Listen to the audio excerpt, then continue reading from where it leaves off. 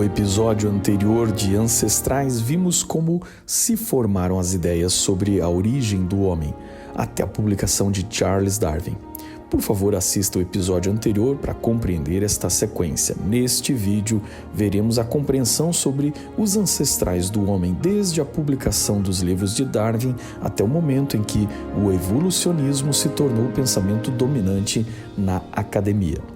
Bem-vindos à série Ancestrais do canal Observatório 7, onde nossa jornada interdisciplinar olha para o passado à luz da teologia, história, ciência, antropologia, arqueologia, filosofia e arte. Inscreva-se agora e examine outros assuntos de nossa playlist. E lembre que este vídeo, cuja bibliografia está abaixo do título, está repleto de generalizações e simplificações usando imagens meramente ilustrativas, a não ser quando descritas na legenda anterior aos amigos de Darwin. Owen não gostava de Darwin e Darwin aprendeu a não gostar de Owen, descrevendo-o como invejoso.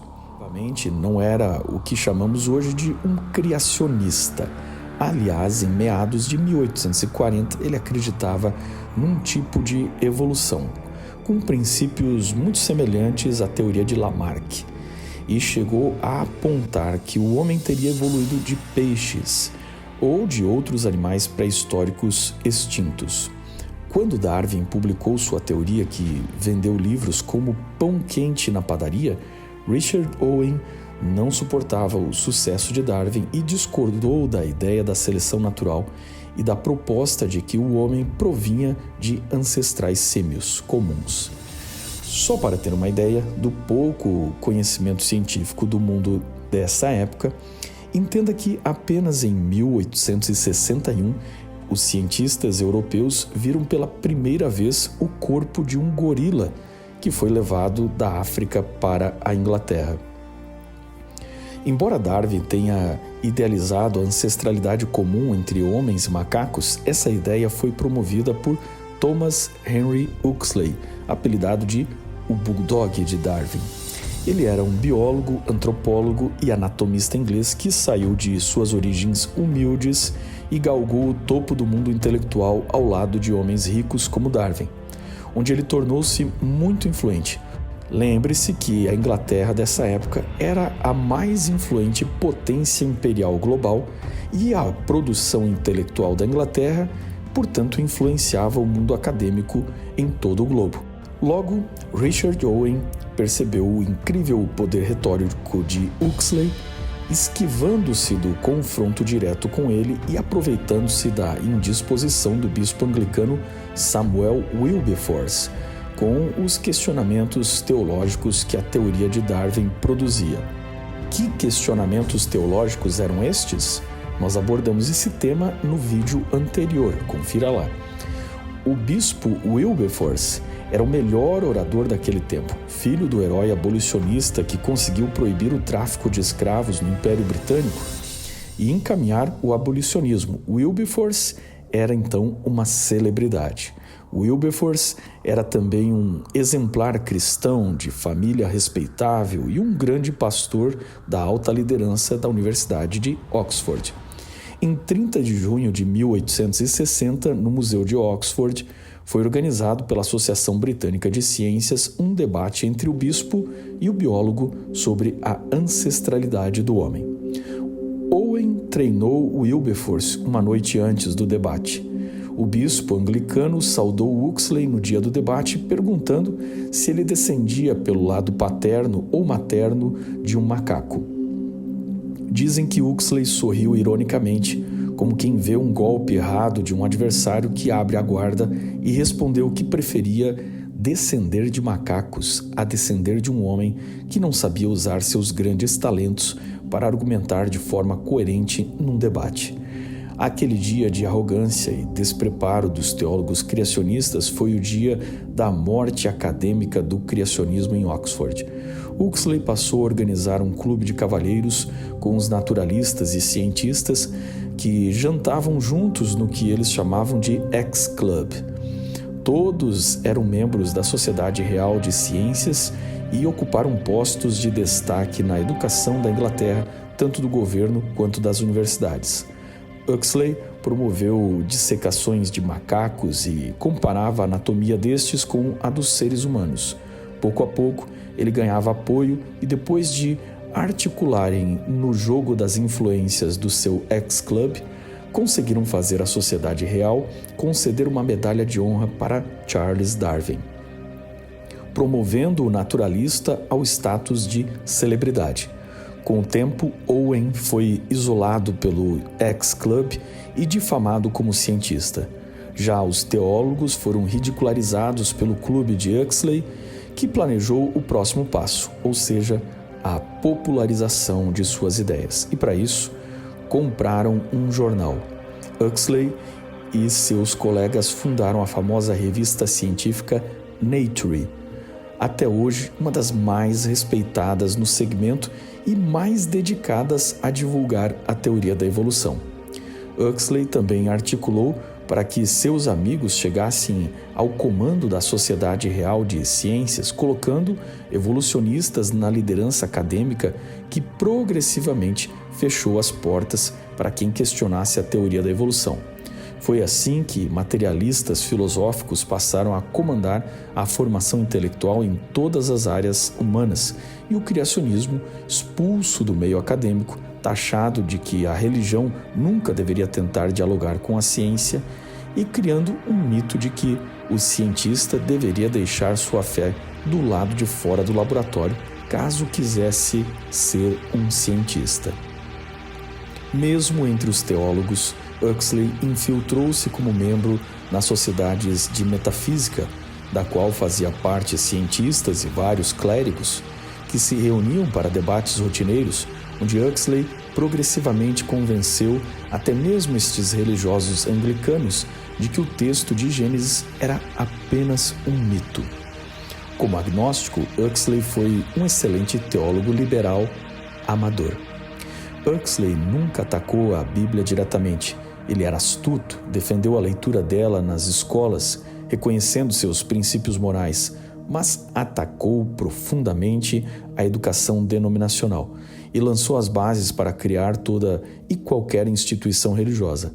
Huxley criou a palavra agnosticismo para aqueles como ele que não se entendem em condições de ter certeza sobre a existência ou não de Deus, e definiu que a ciência sempre teria uma explicação materialista para o universo. Os filhos e netos de Huxley formaram-se educadores famosos e influentes que, graças à influência do pai e dos amigos deste, galgaram postos de comando.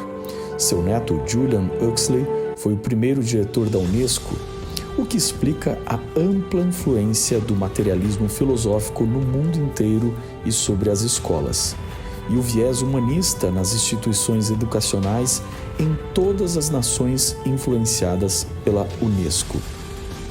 Com isso, a adesão mundial à teoria da evolução secularizou a educação, levando para um nível muito além, tornando a educação praticamente ateísta. Durante 5 ou 6 dias da semana, os jovens ouviam na escola que o Gênesis é um mito e que a origem do universo e do homem é sem propósito e um fenômeno natural não guiado, enquanto em apenas alguns casos, estes jovens eram levados um único dia à igreja, onde talvez ouviriam a versão de que um Criador fez todas as coisas. É fácil entender como o materialismo filosófico e a teoria da evolução foram se tornando dominantes no pensamento. Depois que a teoria de Darwin sobre a ancestralidade comum entre homens e macacos popularizou-se, em 1864, Carl Vogt, um evolucionista, assumiu que a evolução dos africanos era diferente da evolução dos europeus. O eco desta ideia ainda pode ser ouvido em nossa época nos gritos racistas quando os supremacistas brancos chamam uma pessoa negra de macaco. Nesta época, em 1868, também acharam na caverna de Cro-Magnon, na França, os restos do Homo sapiens pré-histórico da Europa, que recebeu o nome de Cro-Magnon, e foram associados às teorias da supremacia europeia que vimos que já estavam em desenvolvimento, já que estes fósseis eram de homens altos, com grandes crânios angulares e com as ferramentas pré-históricas mais elaboradas, justificando o racismo científico que era usado para apresentar os europeus como uma raça antiga, mais desenvolvida, ancestral dos germânicos e nórdicos chamados de arianos, no mito depois cultivado pelos nazistas. Em 1883 surgiu a eugenia, com Francis Galton, primo de Charles Darwin, influenciado pelos livros do parente já famoso e muito rico. Galton criou a teoria de que, se a seleção natural poderia ser controlada pela seleção artificial, produzindo, por exemplo, novas raças de cães, pombos ou do gado, com características mais desejáveis, os seres humanos poderiam melhorar a si mesmos produzindo uma raça selecionada. O próprio Darwin havia notado que humanos não descartavam os doentes e, portanto, de necessidades especiais, antes os cuidavam e permitiam viver e até se reproduzir, o que parecia contrário à sua teoria da seleção natural. Galton teorizou que para melhorar o homem bastava se livrar de cruzas humanas com raças e características indesejáveis. Sua tese seria adotada pelo nazismo menos de 40 anos depois, e o hediondo resultado foi um massacre sem precedentes na história, de portadores de necessidades especiais e povos considerados como não arianos ou não nórdicos. Pouco depois de 1891, Eugène Dubois, na ilha de Java, encontrou fragmentos fósseis de uma espécie que hoje é chamada de Homo erectus. Isso alvoroçou os debates novamente. A origem do homem seria no Sudeste Asiático? Este era o fóssil do homem macaco? Foi assim que Dubois chamou o Pithecanthropus erectus, que significa homem macaco ereto. Muitos outros fósseis desta espécie seriam achados depois disso em todo o Velho Mundo. No meio do debate se o homem tinha diferentes origens ou origem comum, mais uma vez, a vaidade levou os primeiros cientistas a uma corrida por fósseis em busca de fama. Foi neste contexto que, em 1912, numa reunião da Sociedade Geológica de Londres, Charles Dawson apresentou um crânio intitulado Homem de Piltdown, que apresentava um maxilar semelhante a um símio, mas com um crânio humano. O fóssil foi endossado pelos cientistas do Museu Britânico e apoiado pelo paleontólogo jesuíta Teilhard de Chardin, adepto de uma teoria panteísta, onde, segundo ele, sujeitas aos mesmos defeitos que nós, e cada pessoa, em sua época, é sempre vítima de suas emoções e do seu tempo. Osborn endossou o dente achado em Nebraska como um grande símio, o que seria inédito na América, e logo outros cientistas apoiaram como sendo um tipo de homem macaco do Novo Mundo. Pouco tempo depois, um artigo foi publicado na famosa revista Science, com uma ilustração feita por um desenhista que baseou-se em desenhos do Homo erectus, outra espécie cujos restos estavam em estudo na Europa. Enquanto Europa e América estavam muito ocupadas debatendo o homem de Piltdown e o homem de Nebraska, na África do Sul, em 1924, o cientista australiano Raymond Dart achou um pequeno fóssil e o descreveu como uma nova espécie ancestral, intermediária entre macacos e homens. A nova espécie ficou conhecida como Australopithecus africanus, que significa macaco sul-africano. Até 1927, novas escavações, onde acharam o dente do suposto homem de Nebraska, encontraram outras partes da criatura americana e descobriram que o dente era, na verdade, de um porco fóssil. No ano seguinte, a revista Science se retratou. Entretanto, na Inglaterra, o homem de Piltdown continuou exposto até 1938. E o anatomista Arthur Cate, um proponente do racismo científico, chegou a estabelecer um memorial no local da suposta descoberta. Mesmo depois de desacreditado por colegas cientistas, os defensores de Piltdown se negaram a admitir que foram enganados, ou que se enganaram, e seu orgulho, que permaneceu com a farsa até os anos 50, é um exemplo de como a própria ciência, com toda a sua metodologia acadêmica, foi capaz de silenciar outros colegas cientistas e manter uma mentira até que uma nova geração substituísse aqueles velhos cientistas que temiam perder a sua carreira, seus livros e seu renome ao ter que admitir seu erro. Como vemos, não é apenas as igrejas que podem ser dogmáticas.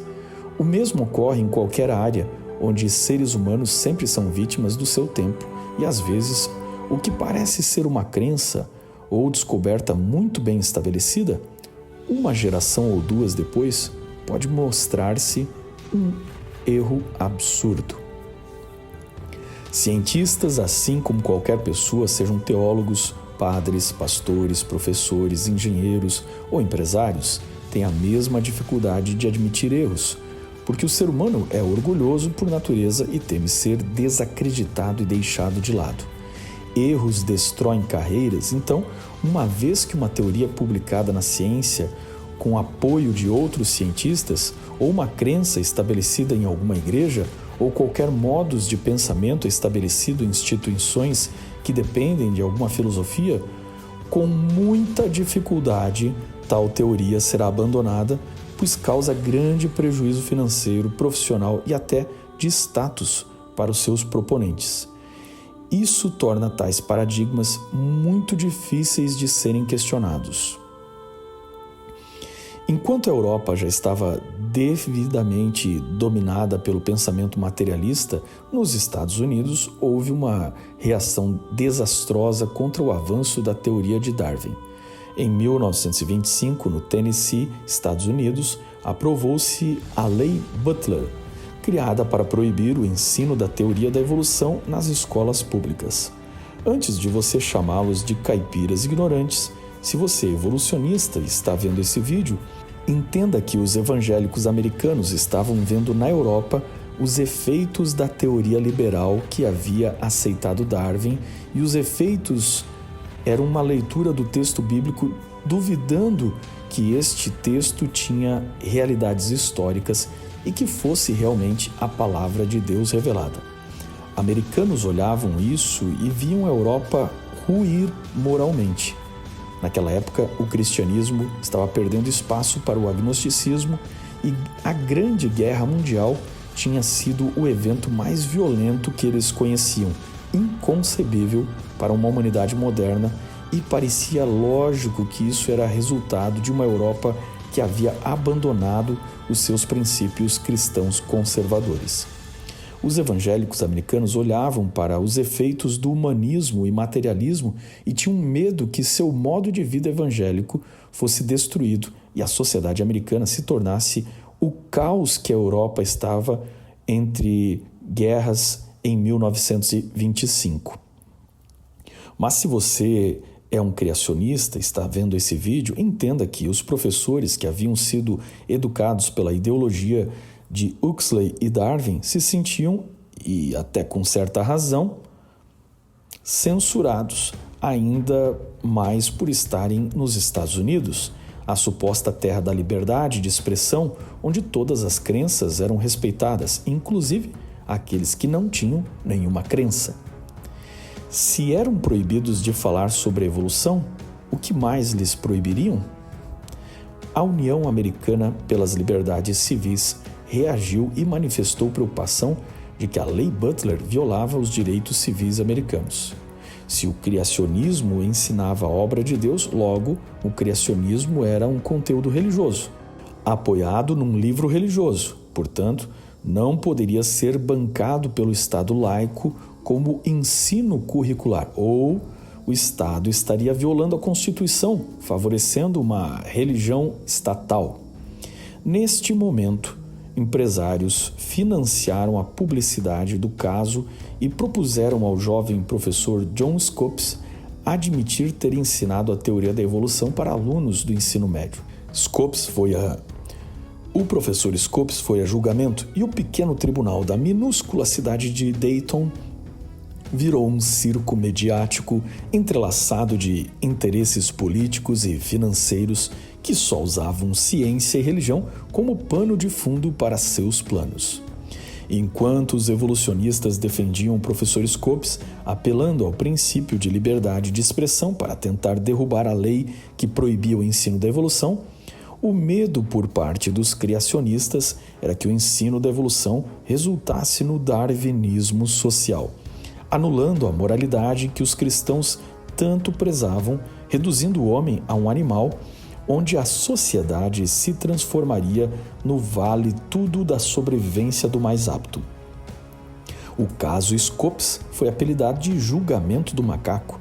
Não tinha nada a ver com ser o homem ou não descendente do macaco, embora esse tenha sido o pano de fundo.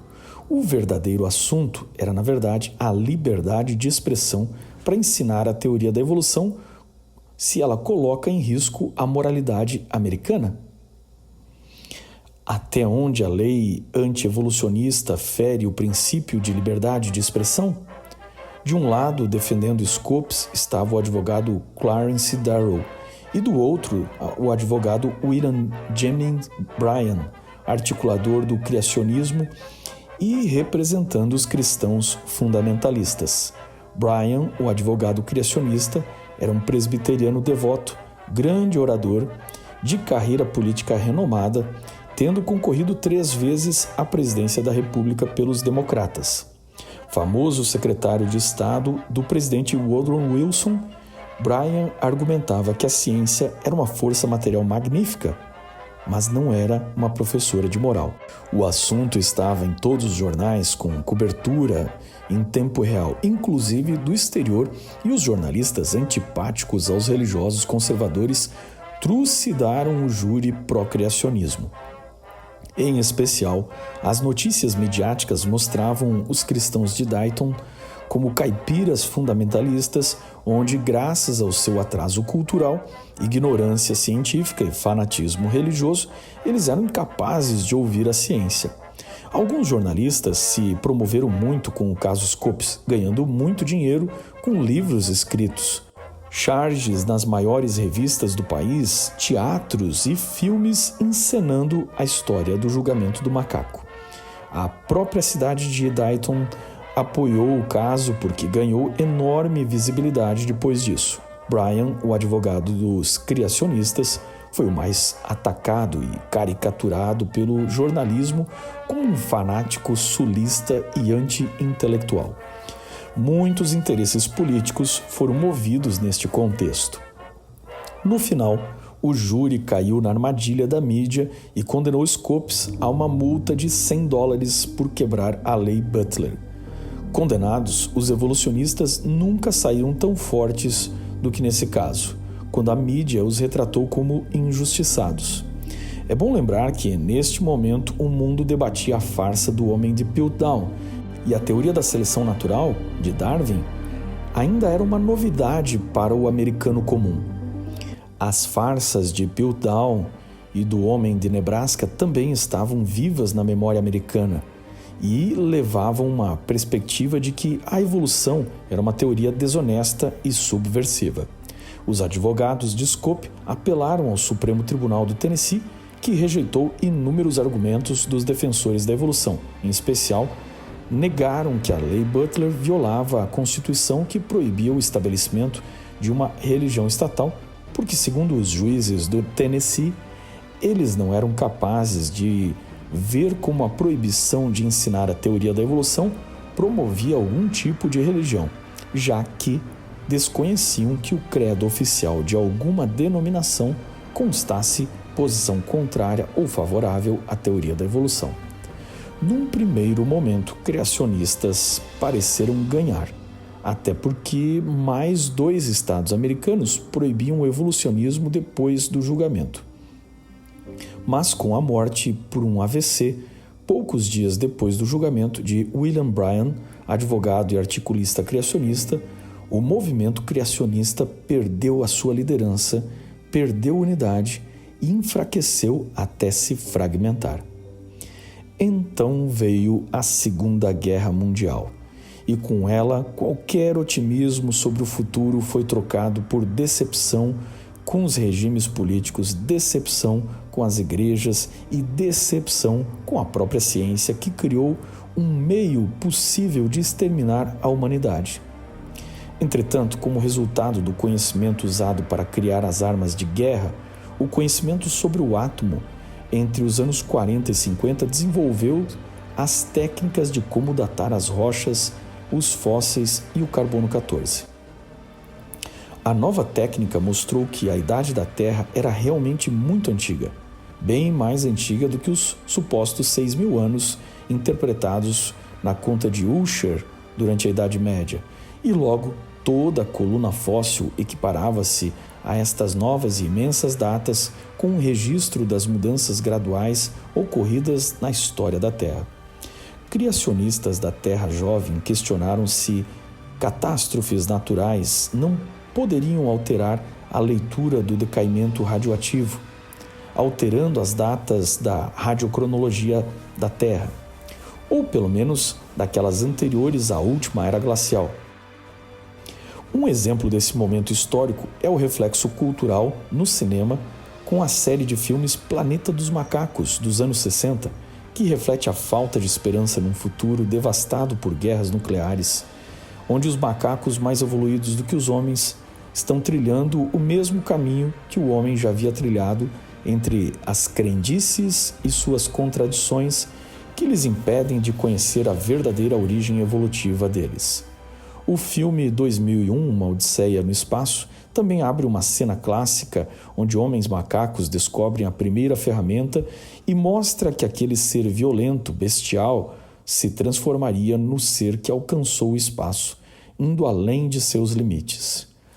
Nos anos 50 e 60, a TV e a mídia chegou até o interior das casas das pessoas e os novos acadêmicos, formadores de ideias, podiam conversar com pessoas comuns dentro de suas casas.